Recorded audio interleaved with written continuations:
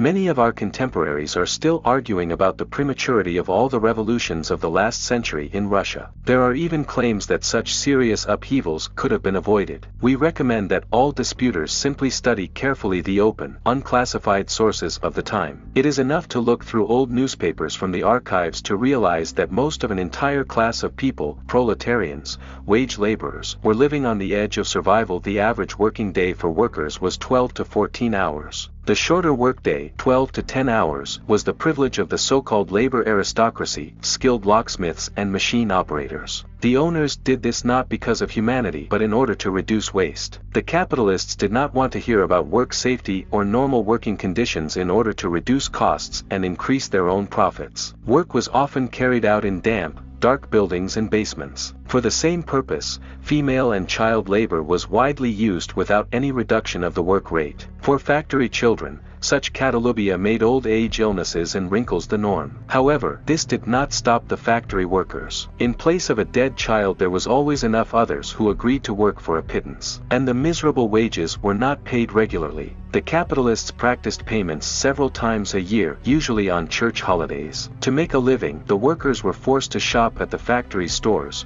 where all goods were sold on credit but with a hefty markup. The real curse of the factory workers was the system of fines practiced by the factory. Up to half of the workers' earnings were confiscated, often under far-fetched pretexts. Factory Life in Moscow Province by I. Yanzhel, 1884. The Tsarist government recommended that capitalists regulate relations with wage earners by the laws of Christian charity, but few factory owners took real steps in this direction. Most of the big newspapers painted an almost rosy picture of the situation of the factory workers, but for one simple reason: they were controlled by the capitalists. These same newspapers opposed in every way the introduction of legislation regulating the duration and conditions of workers' work, their wages, and the prohibition of fines. After the workers' laws were passed, their inspection and enforcement were sabotaged. There was a catastrophic shortage of inspectors to check the implementation of the legislation, and the acting ones were often bribed by the breeders, so as not to change anything in production.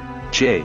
Mikhailovsky, on the activity of the Factory Inspectorate, 1885. The Tsarist government believed that all changes in society should be carried out gradually. Industrialists in every way supported this idea, stressing a certain peculiarity and patience of the Russian people. In fact, sabotage and postponement of reforms allowed the factory owners to continue to receive super profits. It was also believed that a dramatic improvement in the life of the urban proletariat would cause negative tendencies in the countryside. The rest of the village, which is 9/10 of Russia's total population, would also want to see relief from the capitalists for the workers. And that is 9/10 of the entire population of Russia. The nobility, owners of the vast amount of agricultural land in the empire, will inevitably suffer. This view was advocated, in particular, by the finance minister of the Tsarist government, Witt. As a result, the steam of popular discontent, for so long held back by greedy capitalists and short-sighted politicians, finally ripped to shreds the rusty cauldron of the Tsarist empire.